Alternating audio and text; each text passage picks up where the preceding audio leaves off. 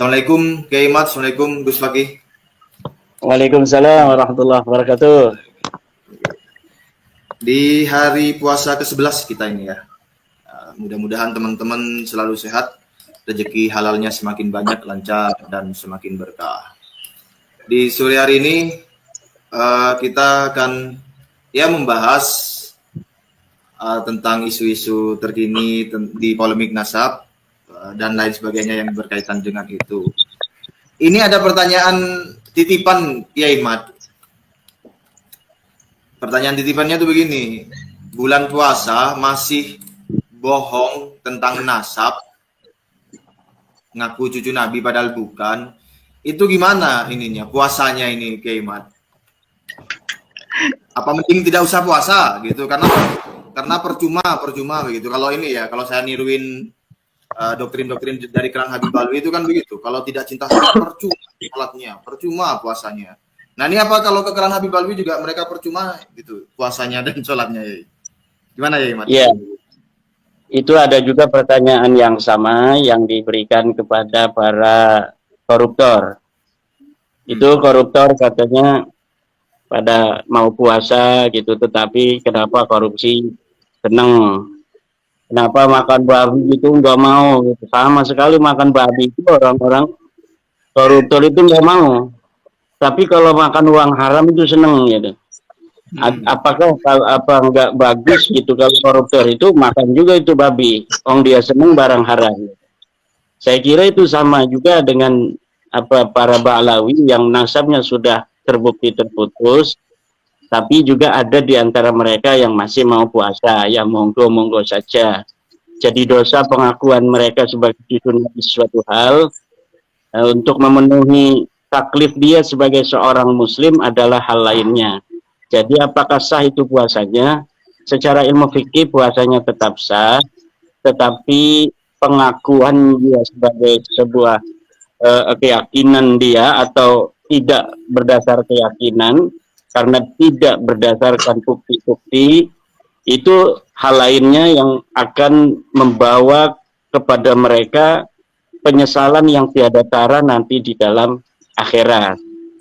Jadi mereka sekarang ini mengaku sudah ini bersama dengan dalil yang tidak dapat mereka berikan kepada masyarakat.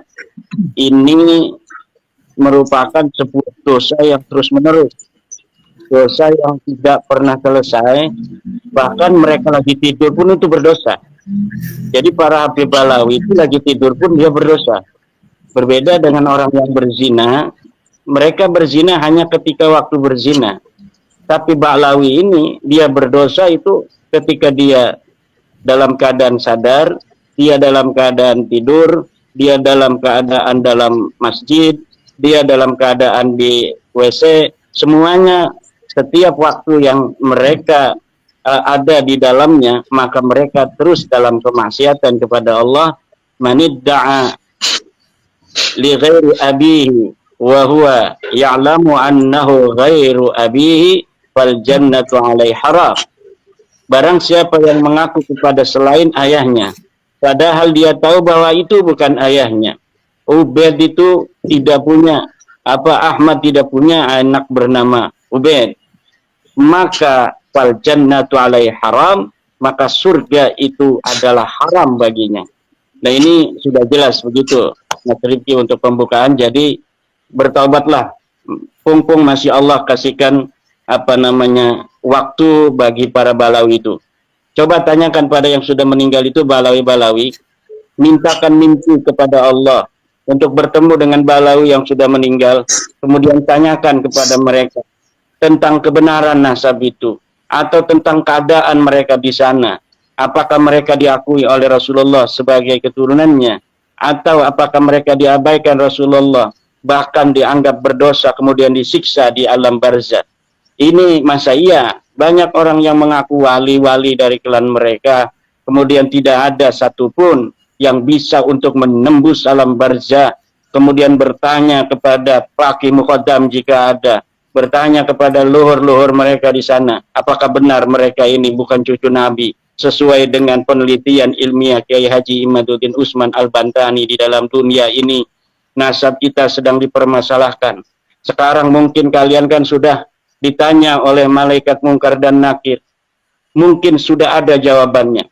Coba satu saja bersaksi kepada kita, masyarakat Indonesia. Siapa di antara mereka yang merasa sufi, yang merasa dekat dengan Allah? Mintakan kepada Allah satu saja balawi yang sudah wafat untuk kemudian hadir dalam mimpinya Kang Mas Pakih Wirahadiningrat untuk mengatakan bahwa sebenarnya aku adalah cucu Nabi. Atau kalau mereka balawi ini mengaku sering bertemu Nabi, kayak Lutfi bin Yahya itu ngomong sering sekali bertemu Nabi, mau berhenti dari NU nggak boleh katanya oleh Nabi Muhammad. Coba Lutfi bin Yahya yang mengaku-ngaku sering bertemu Rasulullah, mintakan Rasulullah untuk hadir dalam mimpi Imaduddin Usman untuk memberitahu bahwa kamu Lutfi bin Yahya adalah merupakan keturunannya. Tidak akan pernah terjadi walaupun dia itu menginginkannya. Nggak bakal. Nah ini, maka kibin-kibin ini harus juga mempunyai kesadaran. Kita tidak akan pernah capai untuk terus memberi pencerahan kepada bangsa Indonesia, kepada umat Islam, warga Nahdiyin, bahwa Ba'lawi bukan keturunan Nabi. Seperti mereka juga, para Balawi itu tidak pernah capai untuk mengaku-ngaku keturunan Nabi di hadapan publik. Ada kiai-kiai yang jadi kibin mengatakan bahwa hentikan Kiai Imaduddin untuk bahas nasab Habib. Serahkan saja pada masyarakat, apakah masyarakat mau mengikuti Habib ataukah tidak. Seharusnya Kiai Kibin begitu itu bertanya juga atau memerintahkan juga kepada Balawi untuk menghentikan semua pengakuannya sebagai cucu Nabi di hadapan publik, karena pengakuan mereka sungguh demi Allah tidak ada dalilnya dan palsu. Pengakuan mereka adalah pengakuan palsu untuk membodohi masyarakat umat Islam Indonesia. Yang tercerahkan hari ini hanya darah-darah keturunan para pejuang. Tapi seluruh bangsa Indonesia ini kan tidak semuanya. Ada darah-darah pahlawan, darah pejuang. Bisa untuk dibuktikan. Hari ini yang mau ikut merasa bahwa ini adalah tanggung jawab kita bersama. Di situ mengalir leluhur-leluhur para pejuang Nusantara di masa silam. Dan orang-orang yang tidak memiliki kepedulian itu bisa dibuktikan. Susuri ke atas. Adakah pejuang yang pernah ada di dalam struktur nama-nama keturunanmu? Ataukah memang pengkhianat yang ada di sana? Wallahu a'lam bishawab. Ya baik, Kiai Imad. Begitu penjelasan dari Kiai Imad.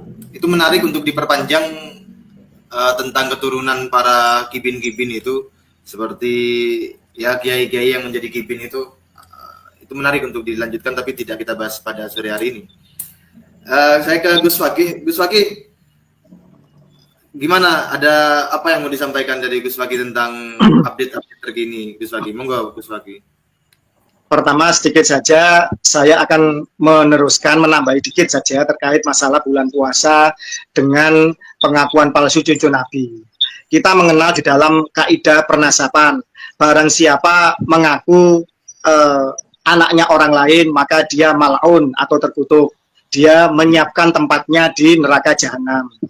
Barang siapa ditanya siapa bapaknya terus dia malu, maka dia juga mal'un. Terkutuk juga, tetapi mal'unnya masih 1 derajat. Tetapi barang siapa membatalkan nasabnya orang lain dengan tanpa bayinah, tanpa bukti, tanpa argumentasi, maka dia mal'un 3 kali. Begitu. Lah, klan Ba'alwi ini selain juga mengaku-ngaku keturunan orang lain, dia mal'un sekali.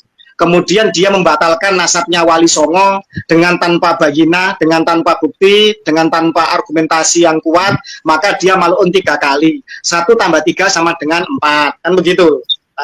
Kemudian sekarang ada lagi penelitian, ada lagi hasil ilmiah, bahwa mereka orang tahu kasus, Arab saja bukan. Mereka malu, mereka tambah 1 lagi, lengkaplah mereka mal'un 5 kali, kan begitu. Lah, Iya. apalagi ini disandarkan dengan Nabi Muhammad, maka mal'unun mal'un, terkutuknya terkutuk. Jadi terkutuknya terkutuk 5 kali derajat. Jadi begitu. Lah, terkait mengenai masalah apakah mereka puasanya diterima selama rukun sah dan rukun syarat wajib, syarat dan lain sebagainya itu dipenuhi, ya bisa jadi sah. Tetapi diterima tidaknya itu urusan Allah. Kan begitu. Lah, pertanyaannya, orang yang mengkapling dirinya di neraka jahanam, mal'unun mal'un, apakah ibadahnya itu diterima sama Allah? Bukankah Allah murka kepada dirinya? Ya silakan dijawab dengan akal sehat, kan begitu.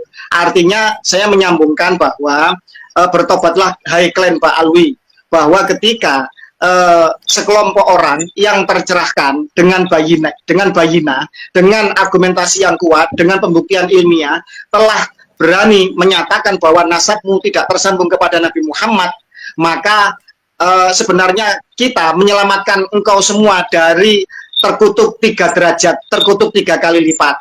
Maka bertobatlah, insya Allah pintu maaf Allah itu sangat luas. Seandainya dosamu, katanya Allah Ta'ala, dosa hambaku sepenuh langit dan bumi, sekali dia bersujud meminta ampun kepadaku, meminta maaf kepadaku, bertobat kepadaku, maka akan aku bersihkan seperti bayi yang baru lahir. Ini di hadis qudsi. Artinya apa? Dengan pertobatan yang betul-betul nasuha dan betul-betul menerima takdirnya bukan sebagai cucu Nabi dan mengejar ketakwaan, mengejar memperbaiki adab dan kemudian memperbaiki amal ibadahnya, saya yakin Bani Alwi ini bisa jadi menjadi kekasih Allah, menjadi wali-wali Allah sebagaimana yang mereka selama ini dongengkan. Jadi kembali lagi bahwa di bulan puasa ini mari bermuhasabah, mari bermuwajahah kepada Allah dengan sesungguh-sungguhnya. Mari kita kembali agar nanti di Idul Fitri menjadi pribadi-pribadi yang betul-betul suci, pribadi yang betul-betul kembali ke hadirat Allah seperti bayi yang baru lahir. Syaratnya apa? Ya taubatan nasuha. Itu yang pertama. Kok saya jadi kiai ini? Gus Waki. Oke. Saya masuk. Itu yang pertama. Ya. Ya, sebelum lanjut saya masuk sebentar. Itu tobat. Kalau dosa pribadi kepada Allah itu kan cukup meminta maaf kepada Allah, minta ampun kepada Allah. Tapi kalau ini dosanya kepada publik, kepada umat, itu kan tidak semudah itu cara bertobatnya. Betul.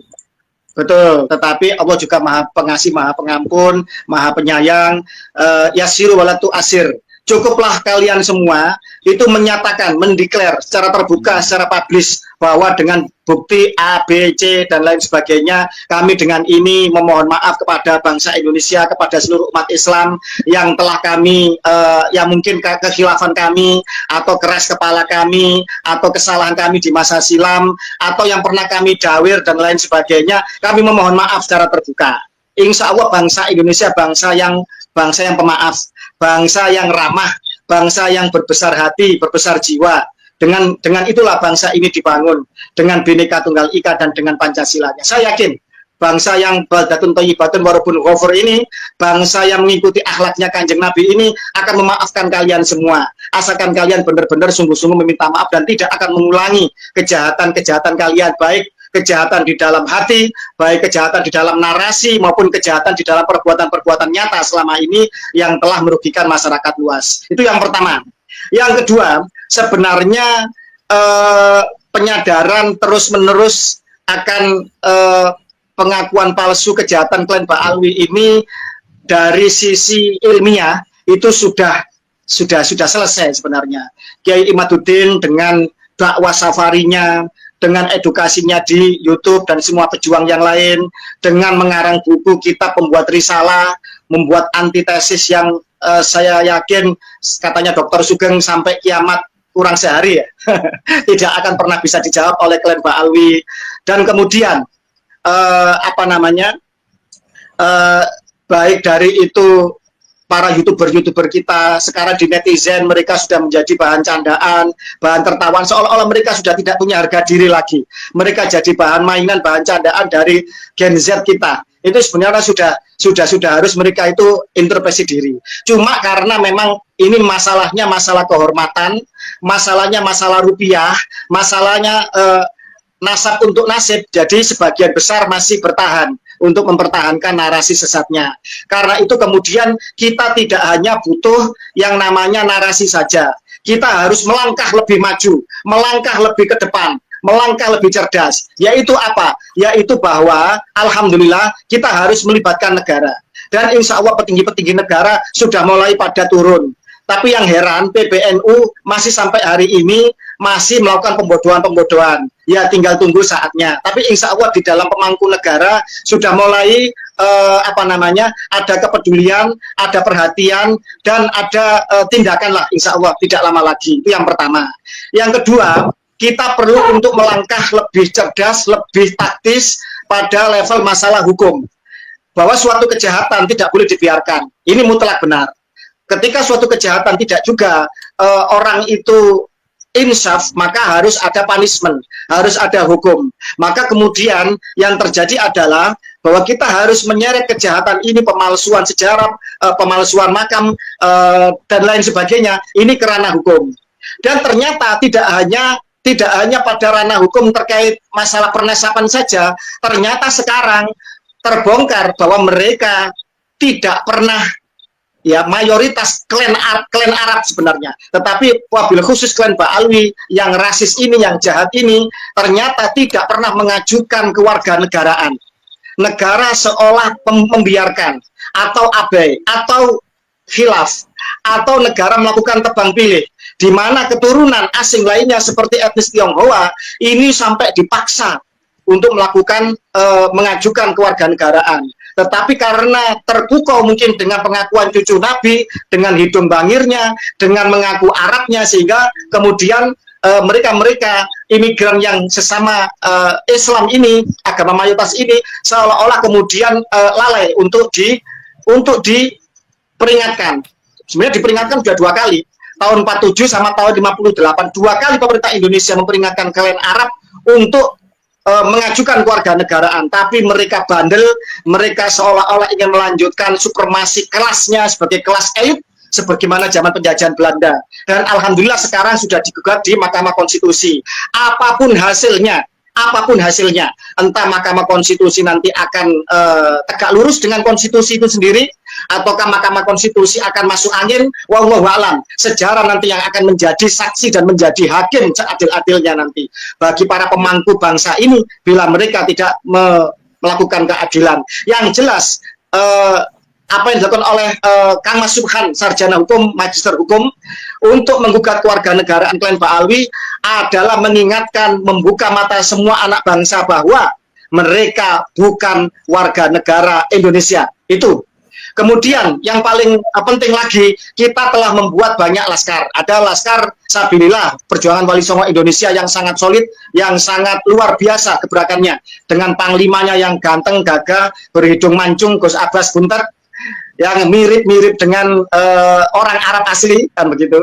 Ada Laskar Mataram, Alap-alap Mataram, dan lain sebagainya. Banyak sekali kita para pejuang Nusantara yang bangkit. Mari kita jaga daerah kita masing-masing dari makam-makam palsu, dari pembelokan sejarah. Kita jaga mimbar-mimbar pengajian yang itu akan meracuni generasi muda kita untuk nanti mereka menjadi budak dari orang-orang palsu yang akan membelokkan sejarah Nusantara. Contoh, di Solo ada Masjid Wiroyudan, masjidnya Paku Buwono ke-10, seorang raja yang kaya raya, yang menyokong gerakan Budi Utomo 1908, yang membiayai 1928 Sumpah Pemuda, yang menyokong BPUPKI dengan mengirimkan seorang abdi dalamnya KRT Rajiman Widyodiningrat untuk menjadi ketua BPUPKI, dan mengutus cucunya nanti pahlawan nasional Pangeran Hamijoyo masuk di dalam BPUPKI. Itu Masjid Wiroyudan Paku Buwono 10 telah menjadi Masjid Asgaf.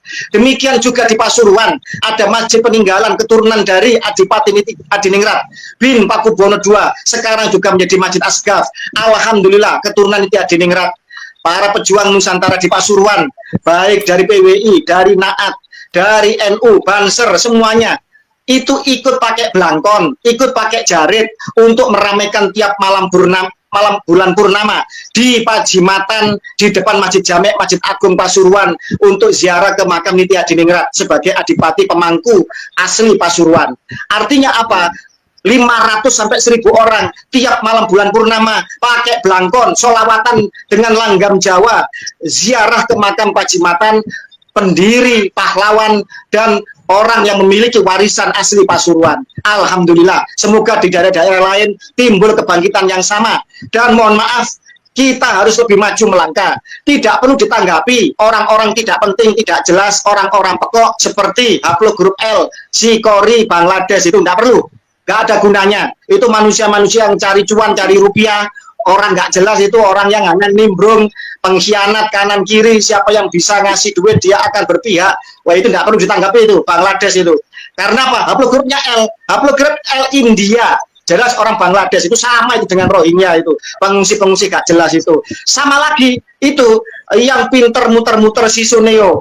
Siapa itu yang haplogrup R seperti Benyamin Netanyahu, ya Perdana Menteri Israel. Yang iya si Macron Lee yang ngaku historian ternyata palsu cuma 2 SKS. Nggak perlu ditanggapi, dia itu semua penipu palsu. Nggak ada, itu hanya cari cuan kepada Robito Alawiyah. Robito Alawiyah atau Ba'al ini penipu, ditipu lagi sama orang-orang penipu ini. Tapi ya hebatlah bisa menipu penipu, berarti kan luar biasa prestasinya. Ya, gitu saja. Baik. Terima kasih. Ya, baik. Baik, terima kasih. Ikut lagi nanti itu sebenarnya saya mau nanyain itu nanti ada pertanyaan. Saya mau ke baik.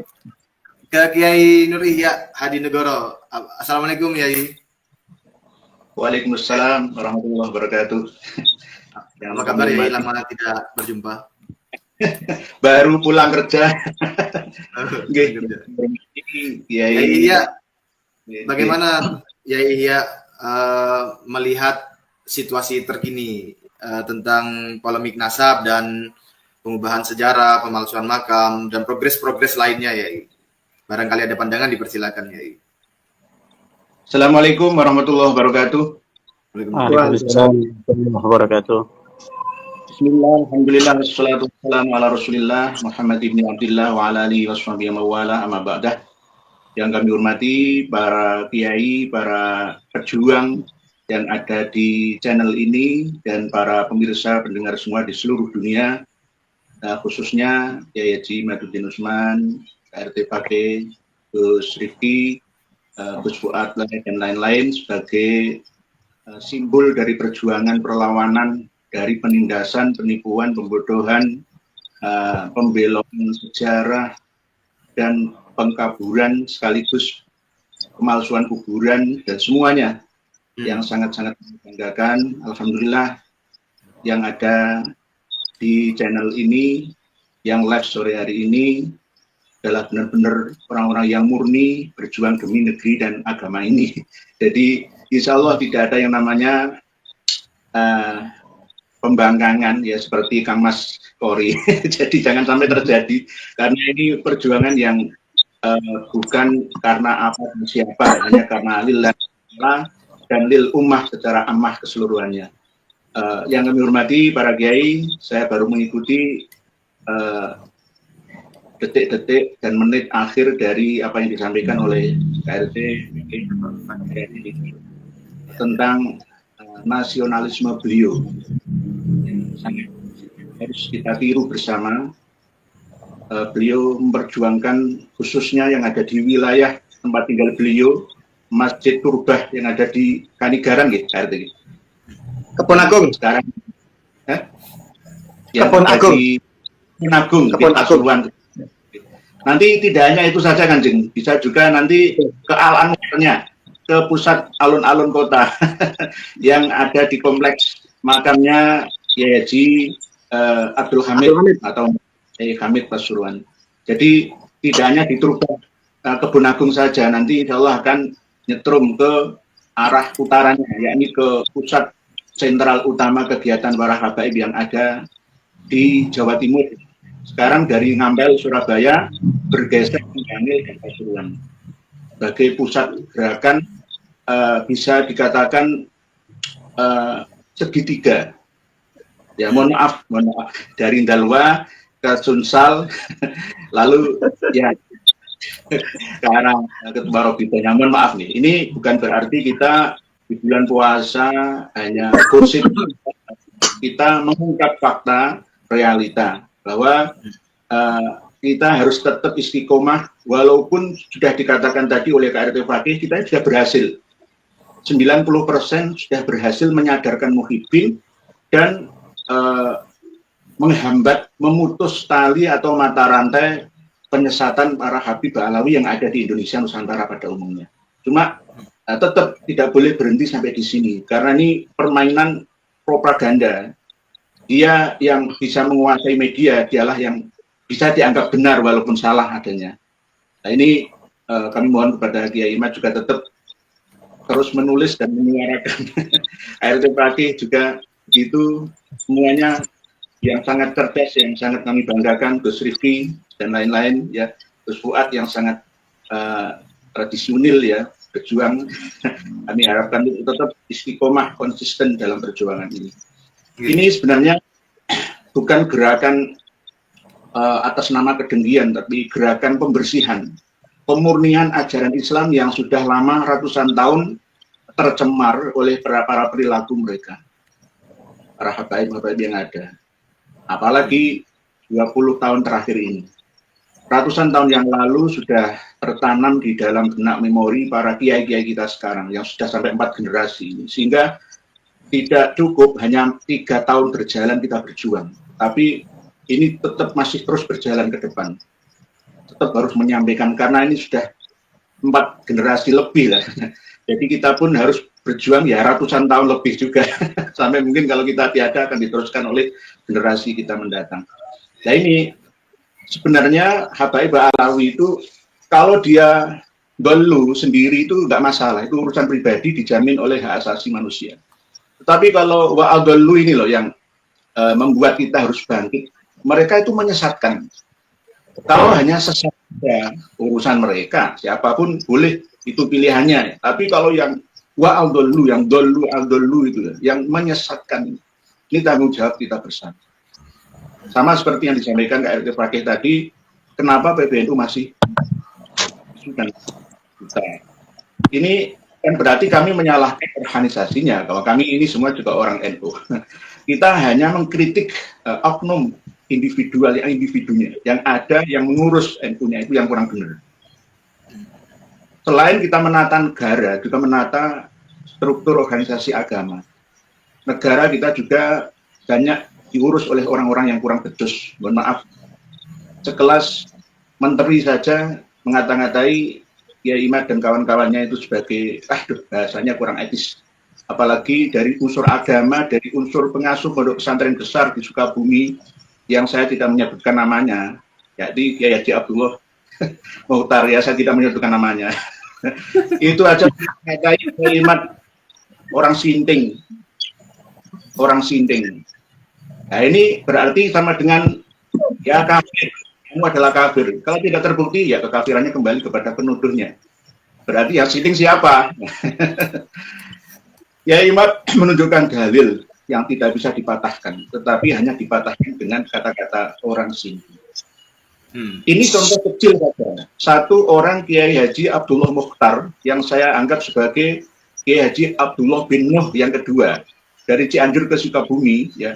Ini sih belum mau membuka diri, tidak mau tahu, ingin tahu, mempelajari apa itu Ba'alawi, Alawi, Alawiyah, Alawiyin, sehingga digerabah uyah semua bahwa Kiai Imad dan kawan-kawan ini menentang, tidak percaya adanya cucu Nabi yang ada, tidak percaya masih adanya keturunan Nabi di Indonesia. Nah itu yang kami baca ya, sekilas dari tulisannya itu, oh berarti orang-orang yang membatalkan nasabah al-Umat orang-orang sinting, ya berarti dia beliaunya belum paham, dan mungkin hanya sekelebat saja mendengarkan omongan kita, sama seperti mohon maaf Gus Najih, ya Syukron Makmun, bahkan putranya juga, tidak hanya itu ya dari rombongan sepuh kita yang masih belum tersadarkan. Ini gambaran nyata, sekelas tokoh besar yang kita anggap para pembesar agama dan bangsa ya, bisa kena doktrinnya Dajjal seperti ini.